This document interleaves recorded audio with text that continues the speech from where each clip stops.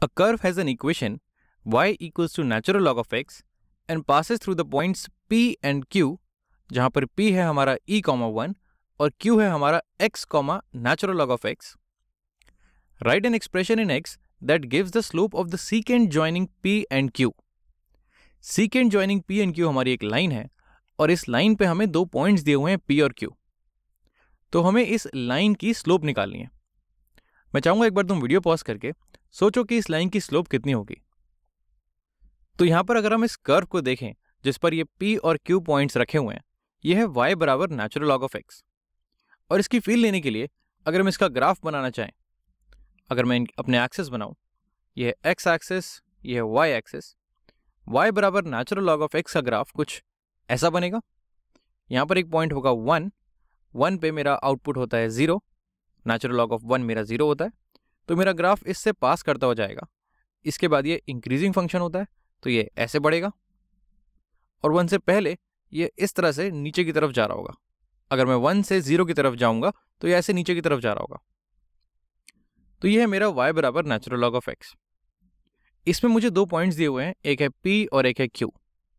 अगर मैं उन्हें प्लॉट करना चाहूँ, पहला पॉइंट है मेरा P, तो P का x कोऑर्डिनेट है E, तो E कहीं यहाँ पर होगा, 1 से ज़्यादा है, 2.73 है, तो मैं इसको 2 और ये 3 यहाँ पर कहीं मार्क करता हूँ.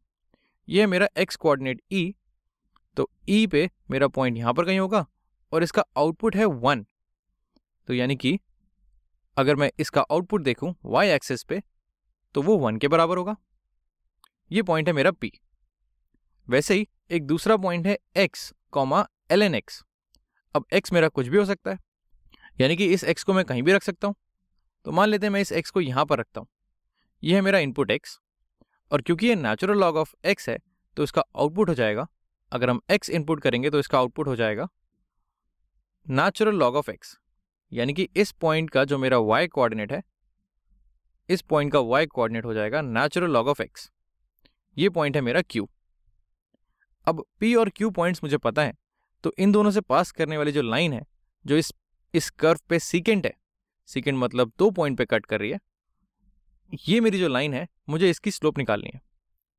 और किसी भी लाइन की स्लोप अगर हम याद करने की कोशिश करें तो स्लोप होती है change in y by change in x. अब अगर मैं कोई भी दो पॉइंट लूँ इस लाइन पे और देखूं कि y में कितना चेंज आ रहा है और x में कितना चेंज आ रहा है, उससे मैं इस स्लोप की वैल्यू निकाल सकता हूँ. यहाँ पर हमें जो दो पॉइंट्स दिए हुए हैं, इसमें चेंज इन x हो जाएगा मेरा इस e से x तक पहुँचने में. जो चेंज इन x है ये हो जाएगा मेरा x माइनस e. मैंने e से शुरू किया और मैं x तक पहुँचा, तो इसके जो बीच की लेंथ है ये हो जाएगी मेरी चेंज इन x. इसको मैं लिखता हूँ ये चेंज इन x. वैसे अगर मैं चेंज इन y निकालूँ तो मतलब मैं इस लेंथ की बात कर रहा हूँ. चेंज इन y हो जाएगी मेरी, मैं शुरू करता हूँ 1 से और पहुँचता हूँ नेचुरल लॉग ऑफ x पे. तो अगर मैं फाइनल माइनस इनिशियल करूँ, क्योंकि यहाँ पर भी मैंने फाइनल माइनस इनिशियल किया था, तो ये हो जाएगी natural log of x minus 1. तो ये लेंथ है मेरी natural log of x minus 1 और ये है x माइनस e. तो यहाँ पर जो मेरी स्लोप है उसकी वैल्यू हो जाएगी चेंज इन y यानी कि natural log of x minus 1 upon change in x यानी कि x माइनस e. अब यहाँ पर तुम सोच रहे होगे कि अगर मैं इस q पॉइंट को e के पहले लेता तो क्या होता. भाई x तो वेरिएबल है, x तो कहीं भी हो सकता है, तो उस केस में मेरी स्लोप अलग आती क्या. Well, slope of a line हमेशा फिक्स रहती है. तुम कोई भी दो पॉइंट लो, तुम्हारी स्लोप सेम आएगी. तो इसको प्रूव करने के लिए चलो अपने q पॉइंट को इस e से पहले ले जाते हैं. अगर मैं इस q पॉइंट को मान लेते हैं यहाँ कहीं रखूँ, मैं थोड़ी जगह बनाता हूँ.